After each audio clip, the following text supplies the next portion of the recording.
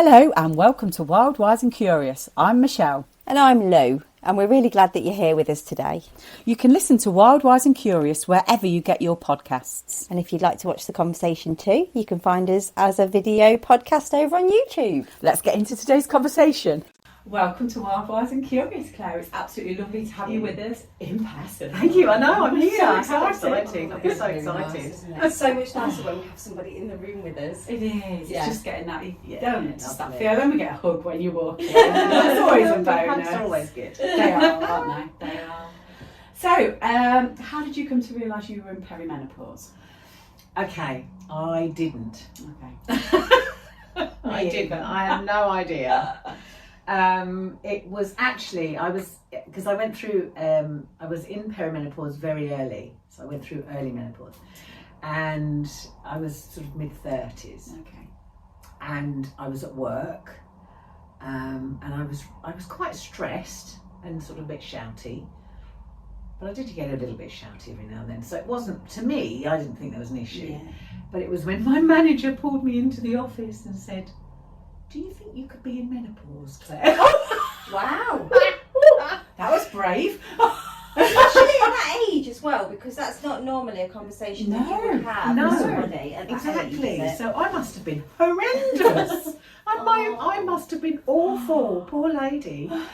So I said, "Well, I don't think so." I said, "I'm only sort of mid-30s. Of course not." So she said, "Well, I think it might be worth a visit to the doctor." And she gave me this list of supplements and said, "Take these." So I was like, "Okay, well, I'm not taking anything until I know what's going on." Yeah. My blood pressure had gone up through the roof. So I did make a doctor's appointment. And I thought, right, I'm going to go to the doctor's. And I saw this wonderful lady who was specialist in women's health, Okay. which was perfect. And she sent me for a whole load of tests and scans and all sorts of things. And then she said, "No, there is something here about the menopause. We can't be very specific, but I actually think that you're sort of, a long way through it already." Okay. Wow. I was like, "Oh, okay." So I said to her at the time, "What about HRT?" And she said no, because at the time people didn't have HRT unless they were at the beginning of going through perimenopause. Okay. This is a long time ago. Yeah. So so at the time that the HRT route wasn't an option. So I just kind of went cold turkey and did it naturally, and very, very strange, very strange. I should say that I should have thought about it, thinking about it back, overlooking. I should have thought about it because I have a condition called BPES, which is an eye condition, which means I was born without any muscles in my eyelids. Okay. And it is a syndrome, very rare, but some people have it. And one of the connected sort of conditions with it is early ovarian failure. So your ovaries go into failure, which is a part of this condition. Okay. Now, a lot of people that have it go into menopause sort of late teens. And I was lucky because I had the type that meant I didn't go through it till my 30s. Right. And so I was able to have 2 children. Okay. So actually I should have thought about it. So it was something that you had knowledge of I knew. early on, that it could be, something that happens, but because I've had children, I just kind of didn't. I forgot about occur it. to me. Yeah. So there was a bit of a shock, really. That I was like, "Oh, okay, really? Wow." So that was that. So I just kind of kept going. So that was kind of how I found out, really. So how did you manage then? Because you couldn't lean on the HRT. What sorts of things did you do to kind of get you through? And did you find that the kind of being a bit more angry than usual went away, or or did you just get really shouty? No, I got really shouty. and if you did find something, I need to know what it was. Because it's a constant like really that, isn't it? shouty. One day I love everyone, the next day I'm like, leave me alone. That felt guttural. I'm going to do a bit more of that. So So to complicate things a little, I will answer your question, but just to complicate things a little bit, I found out I had salivary gland cancer at the same time. Oh, crikey. Well, a few years later. And so then went on the cancer treatment journey, which was life-changing. Honestly, it was, the treatment was horrendous. So that kind of took over. Yes, I imagine. Really. And because I had radiotherapy to my neck and my mouth and pituitary gland. So pituitary gland controls emotion and behaviour. And so I just wasn't anything. I was just a non-person. So I think that kind of overtook any sort of feelings I would have had through the menopause. Saying that, so I've rebuilt myself from that point. So I have managed to put a load of techniques in. I've got lots of techniques for you. Yeah. So I managed to put a load of techniques in place for that, as well as, and I suppose it would have helped the menopause as well at the same time. And then I started to get the hot flushes. Okay. Yeah, they're not great. After the treatment as well, Yeah. because that's a side effect of that too as well, isn't Of it? the So it could treatment. be, so oh God. Could have been a bit Everything's both. so complex, Yeah, isn't and it? when interwoven when it's around that time. Absolutely. And they said to me that the cancer that I had was slow growing, so it could have been there for years. Okay. So it was sort of it's all really difficult to pick it apart and kind of say, well, that was that, or this was this. So that was the trouble. But saying all of that, I have no anything anymore. I feel my hormones have just gone, Nice. and I feel so in control of myself. Yeah. I have no emotional anything up and down. You know, within the month, even before menopause, you have these times where you get emotional or whatever it might be through the month. I have none of that. Nothing. Oh, do you know what? I'm looking at you, Claire, going, oh, I long for that. It is. I actually felt calm in my chest when you said it. Yeah. It is Do it again. There is light at the end of the tunnel. I'm just moving. Absolutely. We'll find space for you here. We'll tuck you in the cupboard. But it is, and it just, oh my goodness, life is so different. Yeah. So different. And I think because of the BPES that I have, my eye syndrome, my hormone levels were always weird. My periods were always strange. I didn't know I was pregnant with my second child until I was 5 months pregnant. Wow. Okay. Strange as in it wasn't calm regular, came, you know, whatever they wanted to do, they wanted to do. So it was it was really, I think to try and pick it apart is quite difficult, but I do know that the menopause and the cancer journey were quite interlinked, and there was a lot of symptoms that I was feeling that came from both. And how old were your children at that point? Because that must have been quite hard work to juggle 2 kids, because I imagine they were quite little at that point. Yeah, well, so my eldest is, I've got a stepson who's 35 as well, so I've got my daughter's 30 and my son's 27, so and we're talking 20 years ago. Yeah, so they were young kids. Yeah, I mean, and that, you know, we're both mothers of 3, and it's wonderful, but it's also challenging, right? Isn't it just? Yeah. And working as well. Oh, and you're sort of trying to juggle everything. Yeah, aren't you? keeping the home and making sure you've got levels. washing, everyone's got the uniforms and packed lunches, and it's a lot, right? Stress is up here somewhere. Yeah. So what were you doing work-wise during that time? So I was, I've worked in charities, not for profit, for 28 years. And I was at the time working at British Red Cross. Okay. So I was a psychosocial support trainer, which means I was training the staff and volunteers and the people that were going out to the crisis things in how to deal with their emotional side and the emotional side of somebody else who's in a crisis. So that was what I was doing, and I also did sort of community first aid as well, which, you know, some of the places were quite tough, you know, ex-offenders and detention centres and prisoners and drugs and alcohol communities. So I was in some really quite difficult situations sometimes. detention centres.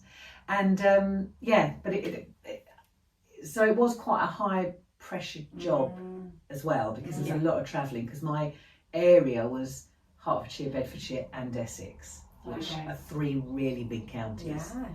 So one day I could be over here and the next day I could be over here, and there was a lot of driving and a lot of, so my poor body was just knackered, screaming at me. And I wasn't listening. No.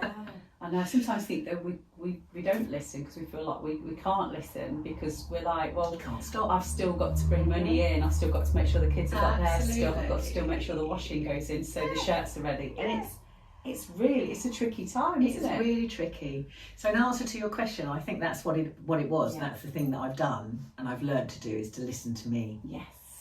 Is actually, if I am tired, I go to sleep, or I go for a walk, and I know that if you've got little ones, it's really difficult, but just to be able to go and sit in the garden with the grass under your feet and just,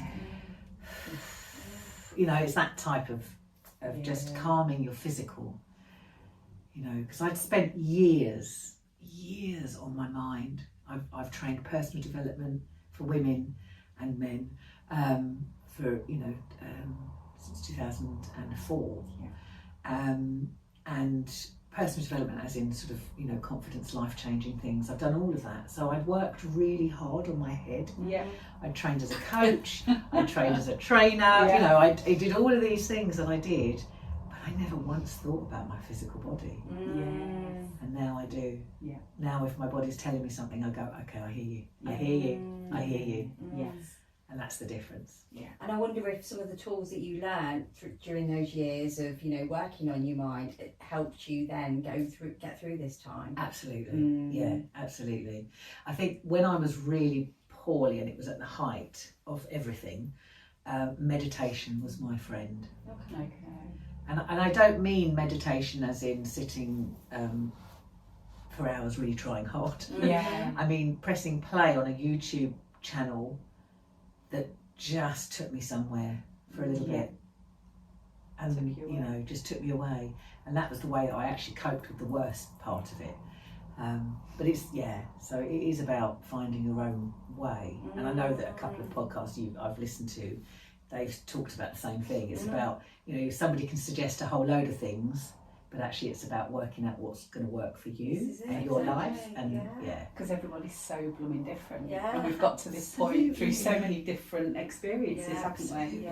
And that's not even taking into consideration potentially the lives before or your ancestors and all the rest of it that brings you to exactly who you are and where you are now.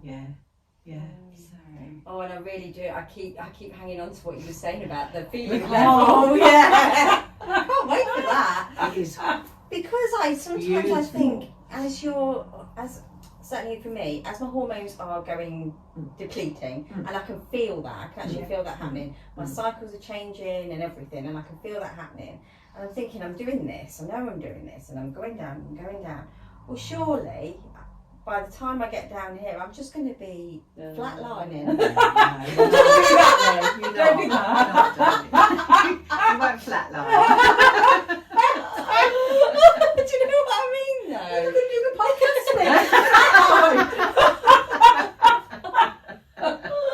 So that, you just saying that just gives me a lot of hope. That we'll come through the other end. You absolutely will. Because we just, as women, we go through so many things, don't we? Because we're not like this every day. Every day can be different.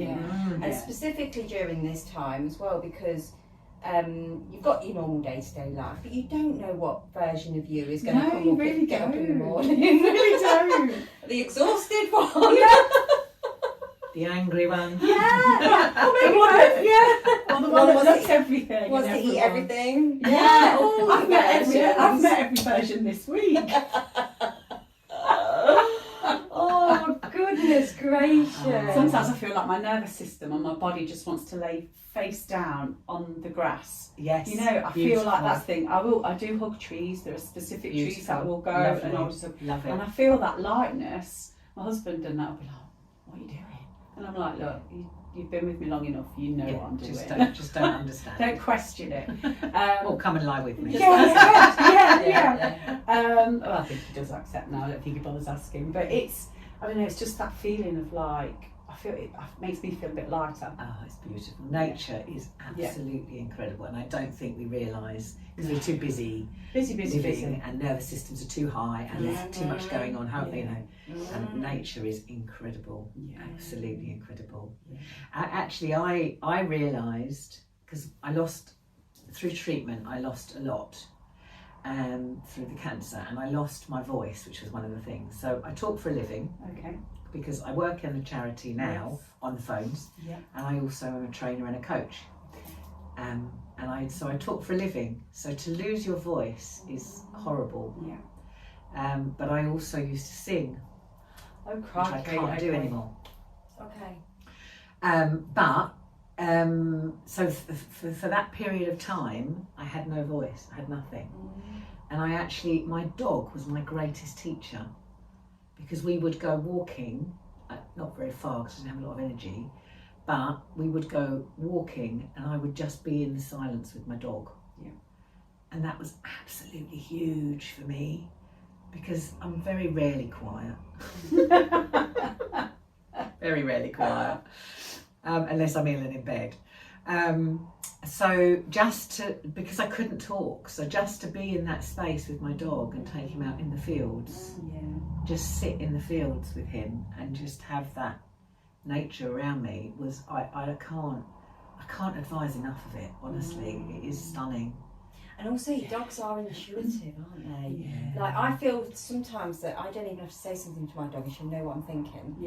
Like, because they just, any little movement, they know what you're going to be doing, don't they? So you don't need to speak to them, do you? No. So that I can imagine that was really helpful at that time. They are beautiful, aren't they? They're a pain in the bum as well. I love my dog dearly, but she will, like, if you are exactly what you said, Lou, if you're sitting and you're feeling a bit, she's here, propping me boob up because she's right underneath in the rib cage. It's all right, Mum, I'm here, you know. But they're just lovely. They do offer a lot. It is. So that was quite a difficult time then, coming through that, because that's part of your identity, isn't it? Absolutely. So how long did all that sort of last? The sort of no voice. That was about 6 months. Wow. Okay. I had no voice, and it's taken. This was 9 years ago. Okay. So it probably took 7 years to come back properly. And even now, if I'm going to work or if I'm doing a talk or something, and I'm trying to speak over the top of noise, my voice goes. Okay. I can sing one song all the way through now. Yeah. Yes. Is it a good one? Well, we know it. The funniest thing is I used to do Fleetwood Mac tribute. So I was Stevie Nicks. Love Fleetwood Mac. I know. Phenomenal. I loved it. But I can't sing like her anymore because my voice goes because it's too low. So I have to sing higher, which is really strange. Everything's just changed completely, so you have to work it all out. But like getting to know yourself again. Yeah, completely. And like what you were saying about getting to know your body. You've known your mind, now it's getting to know your body. And what you need and what, And I think it's the same thing for menopause, to be honest. I think it's sort of, we're so used to just being busy and doing, and especially when, as all the things we talked about, we have to do in a day. I think there's a point where we just go, you know what, I need to just stop and lie on the ground, take my shoes off and walk through the garden. I mean, it takes 2 seconds, doesn't it? And it just is so, So there's a lot of things that I learned to do that I do. The things that I do, I don't necessarily do all of the time. And I don't necessarily do them when I need them. Okay. I just do them when I think of them. Yes. And that's the difference. Because I think if you do them when you need them, it's solving there's a purpose for it. It's solving a problem, which is great, and there's nothing wrong with that. But I think to get your whole nervous, because that's what we're talking about, is your nervous system being too high. So if we try to talk about getting your nervous system down, that's all about putting things in place to to bring that down over a period of time rather than a short, quick fix. Yeah. But also it's learning what those tools are. And there's Yeah, no point right, trying yeah. to grab those whilst you're in a state of stress and just try. It's learning what they are, building them up consistently, and then once you need them, if you do need them, they're there and you can use them. But like we said earlier, they're all different for everybody else. Absolutely. So what were yours? So, nicely done. That was very smooth, darling. Why, thank you. So my first one is breathing.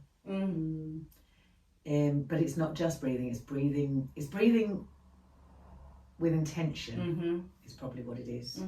It's breathing.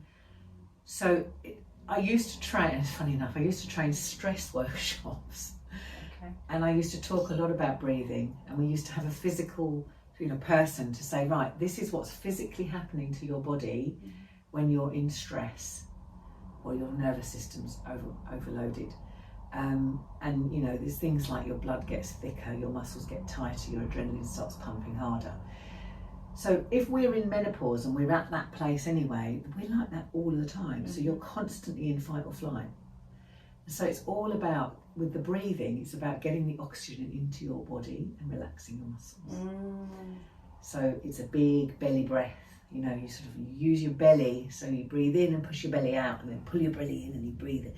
And it's like this whole sort of thing, and you don't breathe from here, because breathing from here, from your chest, which is where everybody breathes, you just put yourself into fight or flight, because that's what happens. So then, so using your belly, so it's about breathing with intention. I mean, there's a load of things now. I mean, there wasn't when I started this, but there's a load of things now with breath work and all those sorts of things, isn't there, that they do. But for me, it was just about controlling my breath and getting as much oxygen as I possibly could into my body to be able to relax my muscles. So I'm curious, Claire, because back when you were looking at all this, like you were just saying, it wasn't as well known as it is now. Because I mean, everywhere you look, everyone's doing breath work and that kind of thing. But a few years ago, that's only like recently, a few years ago. So you've had to really research this kind of stuff and look into what was going to work for you. Yeah. Absolutely. There wasn't a lot at all. And I used to say to people, you need to breathe, and they just look at me. Yes. And go, I'm breathing. What are you talking about? And so I had to start from scratch and put a lot of work into it, definitely. I remember when I first started looking, so I do Qigong. And when we were first, chat about that. But when I first started doing that, I actually realised that I was breathing the wrong way round. So I was breathing in and bringing my stomach in. Oh, okay. And and no wonder my body wasn't working properly. Hyperventilating almost. Yeah, and so always constantly in a state of anxiety. Yeah. But I put that, I linked that to the fact that I was always trying to hold my belly in. Oh my God, I've always held my belly in. Yeah. Always. So that if you do not so much now. No, but I think as it's a kid, as a young person. But always holding your belly, so you're never breathing fully because you're constantly breathing like this. You're only ever getting a small amount of oxygen into you. I can't believe you just said that, because when you were just saying about breathing the wrong way, I thought, oh God, I've always held my belly in, and then you said it, which is surprising. But then if you are only getting a little bit of oxygen into your body, your muscles aren't relaxing, and you're in that fight or flight moment all of the time. Yeah, because your body thinks you're trying to run away from a tiger, right? Yeah. Oh my God. It really helps, doesn't it? I think I said before on the podcast a little while ago, I started to get not like anxiety with it, but like the panic. The not palpitations, not the panic, but like started again. And like I had them about 5 or 6 years ago, and that's how I kind of worked out what was going on. But I've not had them in years, and they started to come, and then I was like, when it was only once or twice, it was okay, but then it was like, oh, that's 7 or 8 beats, and then it'd be again. And my husband sent me a 15-minute breathwork session on a YouTube, and I think I did. So I do it every week. I was doing it every day, and now I probably only do it 3 or 4 times, sometimes only 2. But within a couple of days, that the whole like palpitations thing had just gone. Wow. just gone. And It's and incredible. it had been a few months where I was like, oh, I've really got to nip this in the bud now. Stop this, yeah. And it just stopped went, it. yeah, it does. Yeah. It's incredible. Yeah, power of the breath. But Yeah. you just think, well, of course Yeah. I'm breathing, you know, Yeah. I'm alive. So, but it's looking and it's actually making sure you're doing it the right way and Yeah. using it in those different ways to calm your nervous system and everything else. So yeah, I like it. It's huge. The second thing that I did is, as I said, meditation. So meditation, visualization. So you can do. There are so many things now. There are so many things in those days. No, there wasn't really, was there? I was a bit weird. Yeah, I think we've always just all been weird, right? We've been told that. Yeah, because we've like been interested in this sort of thing forever. You know, it's but we were like the little weird hippie in the corner of the class. So but bring it on now. It's a bit strange. Absolutely. So tell us about the meditation then. So the meditation visualization. So it is. I mean, as I say, at the time, it was just a matter of me searching for something that worked. But now that's kind of moved into if I need a little pep in the morning, if I don't wake up particularly in a good mood, or if I'm feeling a little bit of out of sorts and I need to be on it that day, I'll literally put into YouTube guided meditation 4, and then it'll say connection to inner spirit, or connection to relaxation, or guided meditation for a headache, or guided meditation to relax my nervous system. So the more specific you can be, the better the meditations are. That wasn't around when I started, but it is now, which is brilliant. Yeah. So that was really, really helpful. Yeah, really helpful. But it's interesting because what I found was when I had cancer, I was really obsessed with trying to find something in the meditation that I could use to fight the cancer. That was my thing.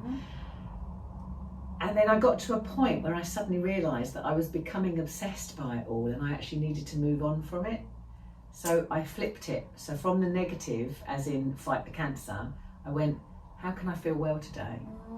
So then it was guided meditations for feeling well today. You know, and it was or feeling better, or health, or whatever. And do you know what made that flip happen? No idea. It was just a moment you just had that awareness that this was becoming something that made a bit more negative and positive. Yeah. And I think maybe it was just my journey. Maybe it was the menopause lifting. I don't know, but there was definitely something that flipped, and I just went, okay, I need to stop doing that now. And isn't that funny that switch can then happen, and then you can find a new way of kind of being with it. That's incredible. Okay. So the other thing I do, I've got loads. Well, that's keep on coming. And it's really, really quick, Yeah. but it's just fabulous. Join me, do it with me. You Okay. just literally stroke your arms like this. Oh, I love doing that. Yeah, yeah. Just sit and stroke your arms. As you do it, you can feel your whole body just going, sinking into it. Ooh. It's just like a great big hug. And if you're into Qigong or energy work, you can feel the energy going through your body as you're doing it. It's just glorious. And that's resetting your nervous system. Yeah. That's calming it. Yeah. And going, it's okay, you're safe. Yeah. You don't have to fight. There's no lying to No. run away from. Nobody's coming. Yeah, Nobody's yeah. coming to get you. No. So that's lovely. I've in the past I've done a little bit of EFT, so tapping. Yeah. Completely and deeply trust myself. Completely and deeply trust myself. All of these points. That's really good. To release things. I offer and do a thing called emotional baggage clearing. Oh, Go on. Which is all about literally going to the emotions that we're holding on to. So I work with empathic and intuitive and spiritual people. So that's my work. And I have found in my research that you actually can hold on to negative things that have happened. So even if you've actually shut the door and walked away from them and gone, I'm done with that, the patterns of behaviour still continue because you're still holding on to the energy. So it's about we go into the energy and release the energy and get rid of it. I'm really curious as to how you got into that being part of your working My journey. journey. Yeah. So I've always been spiritual. Okay. I've always had people talking to me. Wow. In my head. Yeah. Until I was in secondary school, I thought everybody had them. Really? Yeah. Oh, that's Yeah. incredible. I thought everybody had little chats with people in their heads. Yeah. And then I realised as into secondary school, oh God, people don't. That's really bizarre. Okay. So, yeah, there was times when I thought I was going a bit crackers because all these voices in my head, I was like, maybe I need to be sectioned or something. I don't know. And was this from a young age? Yeah, That it's just been normal. Always been there. Mm. Always. I remember as a little tiny child lying in my bed with my cover over my head going, don't come to me, don't come to me, don't come to me. As I was quite scared. Yeah. I remember that. So, so they always had it, always. Okay. And then it wasn't until I was about probably late 20s, early 30s, and I had my children. They were tiny. And I met a lady. It's funny how you meet people, isn't it? Yeah. I met a lady who just sort of was really spiritual, and she used to go to a spiritualist church. Mm-hmm. And I'm like, what's that? No idea. So she took me, and that was the start of it. That's how I was just like, I want to be up there doing what they're doing. Yeah. I was going to say, how did that feel after the time? All of that time of assuming it was everybody had it, realising that not everybody has it, and then kind of going somewhere that Finding your people absolutely. that share the same gifts. Absolutely. Yeah. And I did a lot in my teens. I did a lot of going to different religions and different churches and different places of worship because I knew there was something, but I couldn't quite work out what it was. And I remember walking into all these places and going, it doesn't feel right. There's something not right about this. I don't know what it is.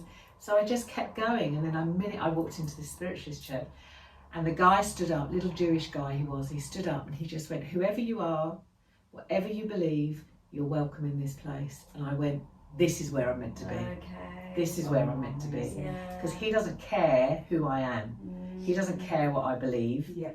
He's just here to talk to me and share things. So, but also through that journey, you were tapping into your intuition. Yeah. Well, absolutely. Completely. All the way through. Yeah, like, completely.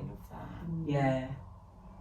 So then I went on my journey of discovery and very bizarre spiritual awakening I had. Oh, tell us more about that, Claire. if you like, if you want to. Of course, I'd talk about everything, me. Oh my God, my spiritual awakening is just massive. And it was actually over Christmas time, and I was doing Christmas. Okay. So around what age was this? This must have been, the children, I just moved into my house, so it must have been, I must have been about 30. Okay. Same age as my daughter now. Yeah. So, I went in, so I was cooking Christmas lunch, and for about 2 weeks before I'd gone into this state of calm, peace, floating, nothing mattered, nothing was stressy. I was just, it was almost like I was kind of floating above myself for a long period of time. And I remember making Christmas lunch and my mum said to me, "You're so calm. Why are you not stressed?" There was lots of people. Yeah. And I went, well, what's the point of being stressed? Anyway, and I remember just being really, really calm. And then I started to do, the only way I can describe it is tripping. Okay. I don't do drugs. Never have done. Don't sound like you need to. I don't even drink alcohol. Yeah. It's just, that's the only way I can describe it. I was sat, and my friend who'd introduced me to it all said to me, "Don't do this on your own, Claire. I need to be with you." Because I was going so deep and so, So, it was just tripping. It was just bizarre. It was like I was sitting in my lounge and I could see lots of people milling around and walking about and thinking, what are all these people doing in my front room? But I don't really care that they are. It was just this type of feeling. It was literally like you would imagine somebody's just taken LSD. Yeah. I mean, that's the type of feeling it Mm. was. And then I was sitting in Tesco's and I could see everything. I was sitting in a Tesco's cafe drinking a coffee, and I could see the whole room, but I couldn't see any of the objects that were in the room. Like the whole shop. I could see the whole shop, but there was no objects. There was no shelving, there was no walls, there was no... I could just see bits of energy moving around, which were the people. Okay. And I was like, oh, okay. I mean, this is over a period of time. Yeah, this is just as you're getting deeper into it, you're starting to have these really deep experiences. Yeah, Fascinating. mind-blowing. Yeah. Mind-blowing. And then the last thing that just really clinched it was I was sitting on the couch, and my husband at the time was lying on the floor here. He didn't believe anything. He was open-minded, always open-minded, but he didn't believe anything, which is fine. Anyway, I was sitting on the couch, and all of a sudden my grandmother, who had died a month before, stood in the doorway. And I was like, this is a bit strange. You're not meant to be here. Anyway, so she walked over to me, and my grandmother was the same size as me, large lady. She always wore caftans with big chunky jewellery, really strong perfume, a real beautiful character. Yeah. And she was like really high up. She was like first woman to be voted onto a board of directors, and you know, she was a real big personality. And I could feel her walking towards me, and she hugged me, and I could feel her jewellery on my face, and I could smell her perfume. And as she turned to walk away, my husband said, "Can you see her?" Oh, you sausage, goose pimples. Oh my goodness. And I went, "Yeah, I can." And what was his reaction to that? That was it. He didn't really say much. I think he was a bit shocked. Yes. Yes, I can imagine. Yeah.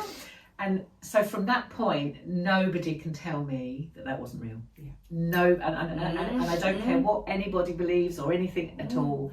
Nobody can tell me that experience wasn't real. So yeah. Not that you needed the validation, but just him being on the floor and going, oh, yeah, you're seeing this, aren't you? Yeah. I know. Wow. Phenomenal. So yeah, so that was incredible. Sorry, I've gone off topic. No, wonderful. Because I asked you how we love all this stuff. We do. Yeah, because I asked how you then got into this, but it just sounds like that was just part of your journey, and then you're meeting people that are in that kind of environment, and then you just start working with them, and I can see how it's just developed. It's just happened. Yeah. And then I thought, right, I need to do this properly, so I took myself off to Arthur Findlay College, which is a spiritual college in Stansted, for a week. Yeah. So I paid for a week, went off and was on a course, and every day you had to sit at the same table for lunch and dinner. So I sat down at the same table every lunch and dinner, and there was a lady sitting next to me, and we got chatting like you do. And by about the middle of the week, she said, "Do you know what I really want to do?" I said, she wasn't even on my course; she was on a different course. Oh. She said, "Do you know what I really want to do?" I said, "What?" She went, "I really want to start a spiritual centre." And I went, "So do I." And that was 20 years ago, and that was Talking Spirit, which we now still run. Oh my God, that's beautiful. You just never know, do you? You never know who's sitting next to you. Oh, that's made me feel really goosebumpy. Yeah. Oh, that's still wonderful. run it. Yeah, we still run it. So what do you offer as part of that? Spiritually? So I do my emotional baggage clearing, which is about literally just clearing the stuff. Yeah. And we do that through either soul-led healing, which is about going through the energy in the body, or we do it through talking therapy, whatever anyone's need is really. We offer readings and mediumship. We offer past lives. We offer accreditation. So if somebody wants to make a business from it, so we train sort of oracle card readings and things. Tracy does that. We do retreats, spiritual wellbeing retreats. Yeah. Whereabouts are you based, Claire? So I'm in Hertfordshire. She's in Kent. Okay. not a lot happening online at the moment. There was in lockdown, we did a lot online, obviously. But I'm now starting to look at doing more things online as well to reach other people. For other people to come and join us. But we talk about Talking Spirit as being a tribe because people are so misunderstood. And people like us just, as we said, grow up weird and think we're strange. And feel like that you're the only person, whereas what you've done is you've found out that there's a whole host of other people that are having similar experiences. And that just feels like that's the thread through everything, isn't it? Even if we're talking about menopause, it's finding out that people are going through the same thing. And it makes such a difference, doesn't it, when you find your tribe, when you find like-minded souls that you can have really deep connection with. Because I really feel that that's the most important thing for me in my life, is connection with others. It really is. And like, it's the connection through story, isn't it? So people telling their story and you going, oh my God, and you almost know what someone's going to say before they say it, because you've experienced something, even if it's not the same, you've experienced something that's felt quite similar. And it's quite magic, and it's like the magical shit, right? Because when you're getting up and going to work and looking after kids or doing the shopping and doing the cleaning, just doing the mundane things, the magical side of life, it just makes everything so much more sweet. Amazing. It's so amazing. Well, this was, as I was saying before, that I've just come back from Corfu and so tell us all beautiful souls. So it was just spending time together, and we did workshops in the morning and we had an afternoon just sitting by the pool, and it was just glorious, just connecting with other people that are like-minded, like you say, but also time for self, and doing some yoga and mindful movement and meditations together, and it was just stunning. I did a couple of empowerment workshops, so that's my thing, that's what I love. So fascinating. I just love it all. I love it all. But I think it is so important for the journey to start within us individually, and it's great to have that tribe of people around you, like you say. But I think that the journey actually starts within us for us to find out. I mean, when I'm doing my coaching with people, spiritual coaching, and I'll say to people every time they join me, who are you? 9 times out of 10 people can't answer me. It's a massive question. It is a massive question. I was on a recent course where I was asked the same, and I took days over trying to answer that, because it was and I still wasn't able to do it. No. Because we give ourselves labels, don't we? Why? Absolutely. Mum, You've got to unpick all of that, haven't you? And it's like, actually, if you haven't got any of these labels, who is that? The essence of that person. Exactly. And what do you want your legacy to be, I guess, to some degree. Absolutely. But it's enormous. It's an enormous question. And funny enough, because I just did a podcast with my daughter. My daughter has a podcast. I was a guest on hers. Oh, fabulous. And she asked me the question, who are you? Who are you? She said. So I told her all about my work. I told her about all my spiritual things, and she went, okay, Mum, that's really interesting, but who are you? Brilliant. I'm like, okay, all right. And I'm thinking to myself, all those people I've ever spoken to, I'm going to have to come up with an answer here. If any of them are watching. I'm curious to know what the answer was, Claire. So what I said was, I am confident, I am fun, I love life with a passion, I am a people person, I adore people, I'm calm and agitated and cross all at the same time. I love that. And I allow myself to be. Yes. And my last thing is I'm real. I have to be real. One of my values that I hold within me is about being real. So if I'm cross, everybody knows about it. And if I'm happy, everybody knows about it. And it isn't about me pretending to be anything that I'm not. And that's it. That's what it is. But I found that the way I got to those things is by working out what my values are, and my values change. I have a couple that stay the same, but then they change depending on what I need that month or that day or that year. They change, and they kind of keep me on track. So if I feel a bit bored or a bit samey, I go, right, I need some fun. That's my new value. That's my value for the month. It's fun. Yes. And then all of a sudden, people that come to me are attracted to me and they're fun. and it's almost like I'm telling the universe, this is what I Yes. want, But you're ordering. this is what I need. This is my and this intention. is what I want. Yes. Yeah. And that's what happens. Yeah, you know. yeah. Haven't quite worked it out with finances yet. But I'm I think that's one that This we all struggle with. I'm going to be rich. I'm sure yesterday I win the lottery. We can buy that retreat and our land. there you go. In fact, it's tomorrow because I don't know if I want to go No. out this week.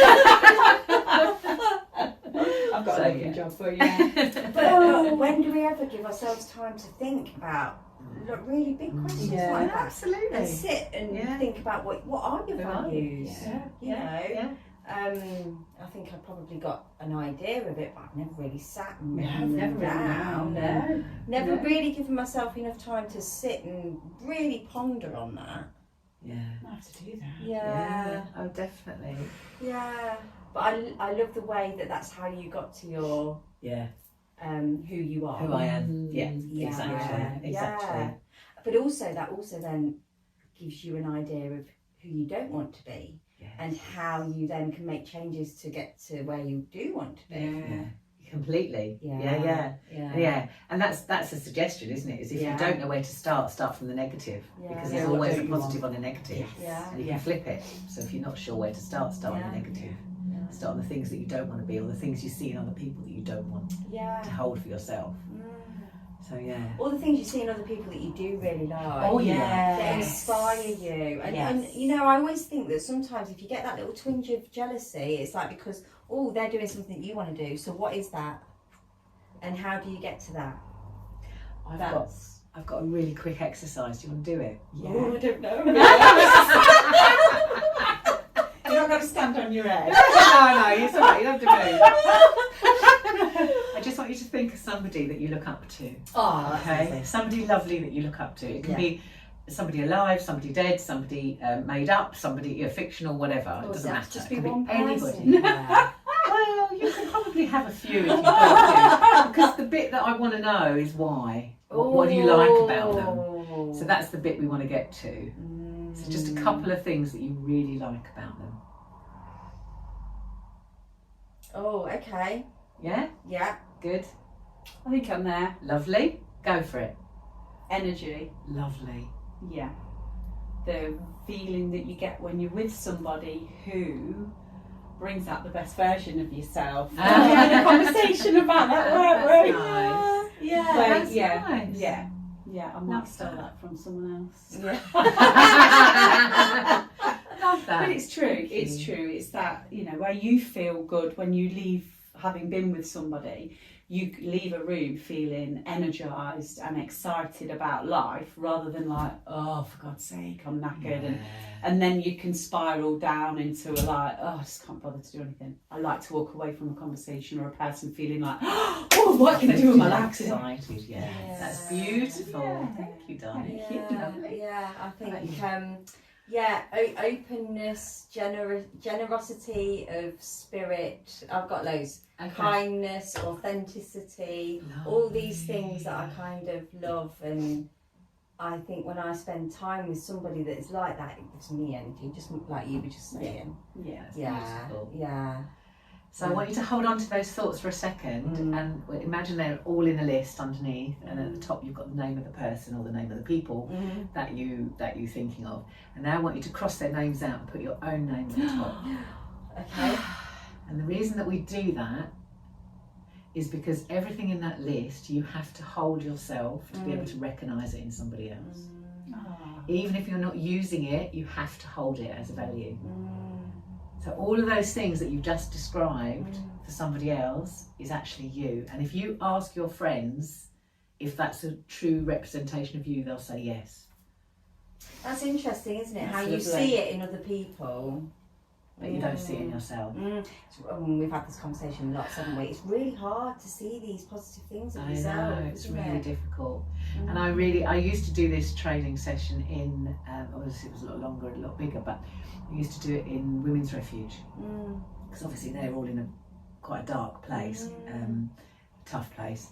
And so and I had a big whiteboard and I put all lots of columns on it, and then I'd put the friends or whoever it is they're thinking of with their name and all the things, and then I'd cross their name out and put the name of the person who's saying it on the top.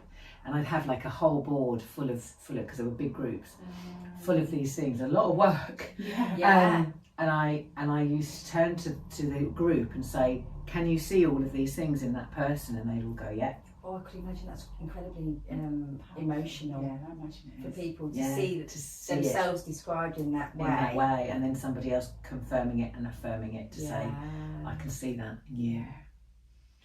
That's beautiful. So yeah, it is. Thank you, Really, ladies. really well. Thank you. But yeah, I mean, it is. It's a thing to do, isn't it? To sit and really think about.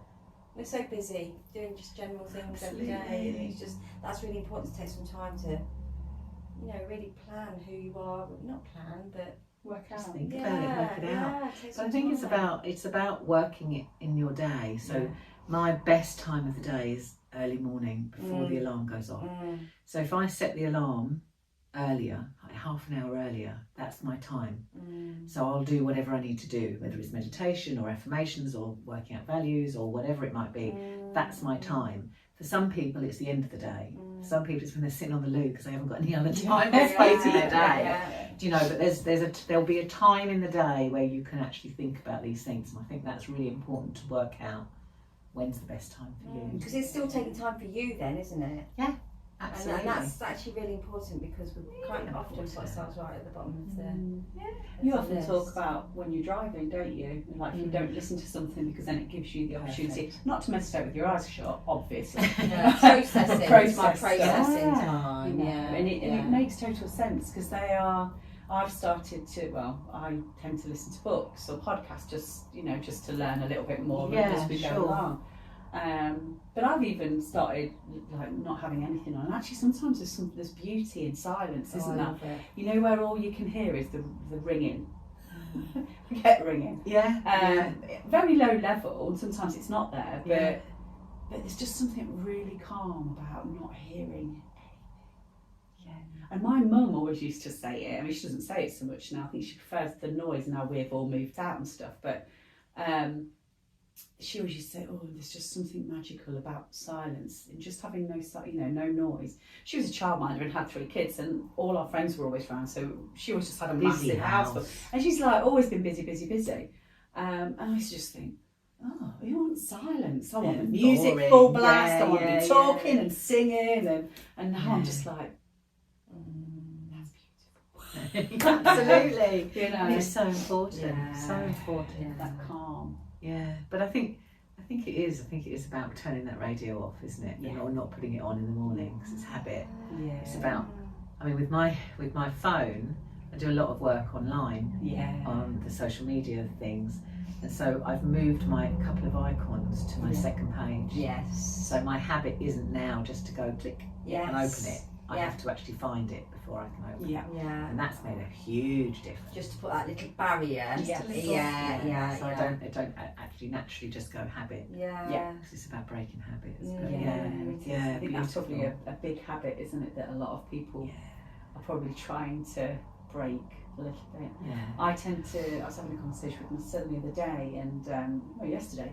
And we were talking about, people just walking around, and you see it now, don't you? Like no one's paying any attention to what's going on. And like, I see it when I'm out, you're out in nature and there's people kind of like this, and I'm like, you're totally missing all of this that's around you that could be doing so much for you. Absolutely. And we were talking, and I made a slip up in comment, and I said to him, well, I suppose it's more difficult for your generation, he's 21, because it's kind of always been there, whereas for us, we've kind of had half our life without it and half our life with it. And he was like, but you'll sometimes just sit there and scroll through. And I'm like, I do. And actually, I could shelve my phone and just go and do the things I want to do. Go and sit with my chest on the ground. Lie on the ground. Absolutely. And again, but it's like you were saying, that the whole social media thing, trying to like talk about different things that are going on and share other people's stuff. And then you're like, hang on a minute. We're doing that thing again where we're taking away our time, which could be better spent by actually doing the thing we're talking about on social media. Absolutely. But also it's tapping into into your body again. How does it make you feel? Yes, Like, yeah. I know that if I don't put my phone on first thing in the morning, if I take my coffee, sit in the garden, drink my coffee, and then maybe half an hour later check my messages. Exactly. I feel completely different. Just that. And it's 30 minutes. Yes. It's not a lot of time, is it? No, it's not. It's not a lot of time. Because it's very easy to be taken off down a different rabbit hole or Oh be my given God, the yeah, information somebody you don't want to else's be given. stuff. Yeah, absolutely. Absolutely. Yeah.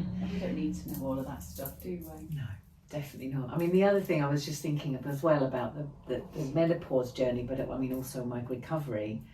The other thing that I have found really useful is supplements. Okay. And I know and appreciate that everybody's different. Yeah. And, you know, some people like them, some people don't. Yes, yeah. But for me, they've really worked. Okay. Really worked. And maybe it's because I'm older, so I kind of feel my body aching more and getting stiffer more, and you know, so a sort of collagen has been really helpful.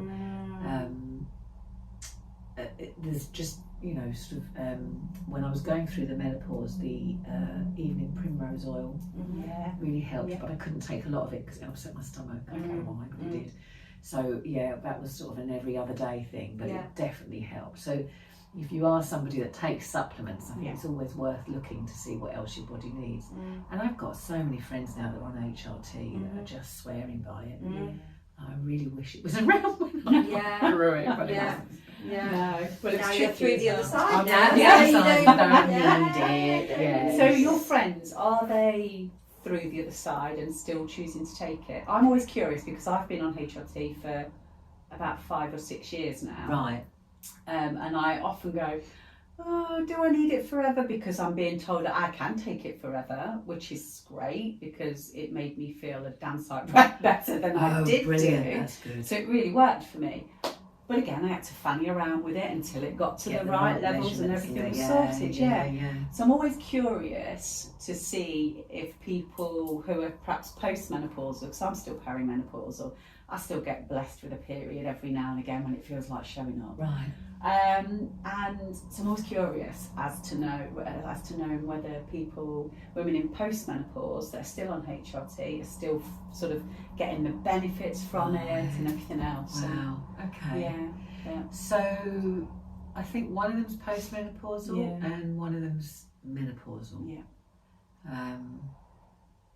I've never actually had that conversation with them. And it's not your experience. So you know, it's not like you would know, but it's just it's one of those that I'm always curious about because I have been on it for this long, and I'm not. So is your question about do you need to take it forever? Is that the burning question? For me, and I think it's a very personal one because I wouldn't even take paracetamol or anything. No, nor me. And never ever take anything. But I was in a place where I needed some help, and so I started taking HRT, even though I was like, I don't want anything. And you know, if I can't cure it with drinking more water or eating better or taking some herbal supplements, then I don't want it anywhere near me. But having said that, it's totally given me my life back. So, but then again, is it that's given me my life back, or is it again? It's this complexity of, that was also during lockdown where we were all locked up, and so there's so many complexities where you're like, oh, I don't know whether it was that bit or that bit or that bit. So, is it going to be beneficial to stay on it forever, or is it a case of maybe you don't? Anyway, it's just because I'm thinking it's interesting because the other day, and I don't know where this came from. But I suddenly thought, I think I might go on HRT. I mean, we're talking 10 years ago was my end of my menopause, so I'm like 10 years post. And I'm like, I think I might go on HRT. And I'm thinking, why? What's that about? Yeah. But I think it's because I can feel my body starting to really, really hurt. I mean, I used to get aches and pains, but now it's, I still go to the gym and I still walk my dog and I still do all those things. But I can really feel it, and I know that HRT is really good for that type of thing. I'm not going to go on HRT, but it was just a thought in my head. So that I understand what you're saying because Just curious. Yeah. And I think it is one, and that is exactly one of the things that I think we all go through. Like, should I be on it? Should I not be on it? Shall I take something? Oh, it's not working for me. I won't do it. Or should I go on it again? Yeah. You know, it's this constant like not knowing what is the best to do for your body. Yeah. I don't even know why that came out just then, but it did. Well, it's obviously something that was on your mind, so it was right that you raised it. But Can I it's ask a question? So I don't know anything about HRT, particularly. So on HRT, do you still have your periods? Do you still go through the whole thing as if you're not menopausal? Yeah. Is that so I what still you do? had my periods. So I started on HRT about 5 or 6 years ago. Because I had really bad anxiety and panic attacks and stuff that I'd never really had, and it was really debilitating. But equally, we were locked up and we weren't allowed to see family. I couldn't go and have a cuddle with my mum, you know, those sorts of things. Right. So I guess that all impacted it. But so I started taking the estrogen and progesterone, didn't really touch the sides. About 5 or 6 months later, they added in testosterone, and I was like, oh, the lights have come back on. Okay. It really sort of settled the anxiety and panic. But at this sort of not long afterwards, we were starting to go out and do more anyway. Right. But since then, apart from the usual feelings of like, oh, I can't be bothered, or oh, I just want to stay in bed, or oh, I feel great today, you know, which to me are very normal, I felt pretty good. I feel pretty good on it. And my periods initially were more or less every month, because you kind of, I started on the progesterone element, which is I think I sort of started that a little bit after the estrogen, and what happened was I was taking it cyclically, so I'd have 2 weeks on and 2 weeks off of it so that it would allow a bleed. But now I just take half of that dose, but just take it every day, and I still get a bleed, and I still have periods probably for about 3 or 4 years, and it's only, well, maybe 3 years, but it's only really the last 2 years where I went 6 months without a period, then had one, then 3 months, then had a period, So and your then it might body's be 2 taken months. over. So my body's kind of doing its own thing anyway, and I think I've probably had a bit of spotting about 6 weeks ago, and then, so I don't really know period wise where I'm at. I would say I'm probably getting closer to menopause, you know, the day where the period stops. But you see what you're describing, nothing to do with the HRT, but what you're describing is what I went through. Yeah. And then the spotting just stopped. Yes. And that was it. Yeah. Nothing. Yeah. And then I think about 6 months later, I had a very light period, and I was like, "What? Yeah, What come on. Now I've got to go back to the again. 12 months. I've said that to you so many times. I'm 8 months without. But that was it. And then they say 12 months after your last period or the last bleed is when you're then officially postmenopausal. So but that was really interesting. Yeah, so it sounds like a similar journey period. So I wonder if there's at a point where the HRT stops being as effective and your body just takes over and you just go into full menopause. Yeah. Because that's what it sounds like, doesn't it? Yeah, it does. And but it's those other things that you go, oh, because you're reading a lot more about, oh, it can help with your bone health and your heart health and your brain health. But I'm always curious about those sorts of things. Claims, thank you, that's the word. I'm always curious about those claims. Yeah. So, but it's just trying to work it all out. Sometimes it feels really hard to navigate. Yeah, because you've been on it and then off it and then on now it and then on it. So Did it not work for you? I felt like I was having more. I think I wanted to know that the symptoms I were having was because of my body, not because of something else. HRT, right. And I think that because I feel like I'm working really hard on my own feeling, my connection to my body and my intuition and all that kind of stuff, I feel like it was, and it's going to sound incredibly woo-woo to anybody that's listening. I've just talked about really Well, woo. And we always talk weird shit, so come on. But yeah, it's just that I didn't want anything else to be kind of muddying the waters. I want to know that what I'm feeling is because what my body is going through. So it might be I've got a headache. Well, that's because I need more water, not because I'm on HRT. Yeah. Does that make sense? Yeah. And I feel, I think that's what it is. And I find it really hard to kind of usually vocalise that. Yeah, it's really good. Because it's really, it sounds tricky. A bit, because there's been so many people that have felt so brilliant on HRT and can't understand why I wouldn't take it. This is what we said at the very beginning, everybody's individual and things work differently for different people. But like you were just saying, I'm getting aches and pains and I'm thinking, would HRT help with that? And would it make me feel better? And I'm like, and the answer is, I don't know. No. Actually, nobody knows. Even the GP won't know. And I still get aches. And pains and bits, and I've been on it for ages. And you've had different life experiences to me. It's so tricky because I sit here listening to you saying, I want to lean into my body, trust my intuition, all those sorts of things. And I sometimes think, does HRT muddy the water for me? Not because what you've just said, but those things go through me. I want to be able to trust that this is the process that my body's going through. But then I felt so shit without it. Do I want to feel like that again? Do you want to feel shit again? No, I don't. And if this works for me, then maybe that's my journey, that I just lean on it for now. And that's okay. And that's all okay. It's all okay, isn't it? So, it's tricky, this life. It's beautiful, but working these things out, it's good that you can vocalise. Well, I was just thinking that how wonderful this is that we're able to sit and have this conversation so openly, and our mothers never had this opportunity, and I just think it's wonderful that people are talking about it now. And it really is. Actually going, I mean, my favourite saying was, I thought I was going mad. I thought I was going mad. Here. I thought they're going to lock me up. Especially coming from the people talking to me when I was little. I'm like, that's it, they're locking me up. I'm done. And that's how I felt.